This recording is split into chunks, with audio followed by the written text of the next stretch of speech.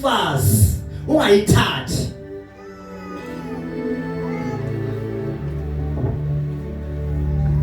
Nansi ijuthi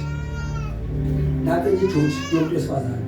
Umuntu wesifazane enjuthi sovula iscripture khulekani. Enye ijuthi yakhe ukudlulisa. Yazi awuthi ngikhulume ngwanesi. Nina ngwanesi nibe successfully nina bogogo abadala ukudlulisela engane zenu amadoda aphathwa kanjani.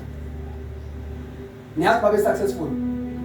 Niyathi imishado ethi ayibe more challenge imishado yama-70 iqale kuma-70s 80s laba bangane bakwazile ukuhlala because they were taught ukuthi umyeni ugcinwa kanjani. Bekumele ngazwakala ukuthi intombazane isiyathatha obaba balo besondela bethi akwenziwa kanjani ukuthi endodeni ukuthi nala kwenziwa kanje. Niyazi ukuthi omunye umsebenzi eninawo ukudlulisela enganeni zenu ukuthi amadoda aphathwa kanjani. Asifundeni iscripture ngoba kuzoba ngathi umfundisi usuke nje ekhuluma izinto. Ngizosivula iscripture ukudlulisela ukuthi indoda iphathwa kanjani. Yingakho sithi kulaba uma ngabe beyofuna abafazi aboqale bo-check uma wengane.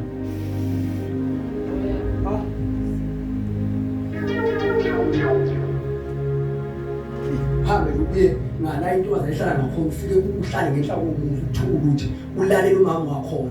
Muke wabezwa ememeza egceke ungayithathi ingane yakhe.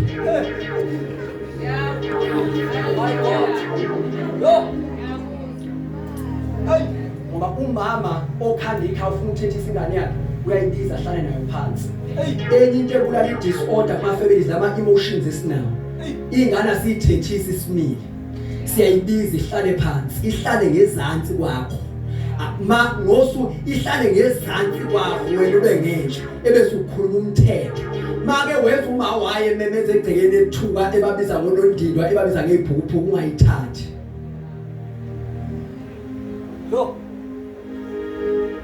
Researchani ubheke madoda mangikhuluma researchani. Researcher before uthatha intombazane. Research uqede. Sanugijimisa uthanda nje into enyinzilo nje. So sanugijimisa uthanda research kahle uthola kahle ngentombazane ufuna ukuyithatha. Ungathi mawusungenile usuyakhala. Uthi uyashada ushade prayer request ushade prayer point.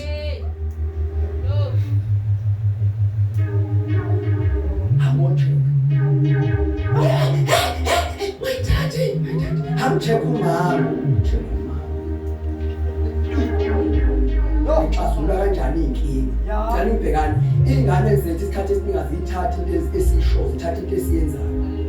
Mawufuna ucheck ingane yami izama lezi zinto ezenziwa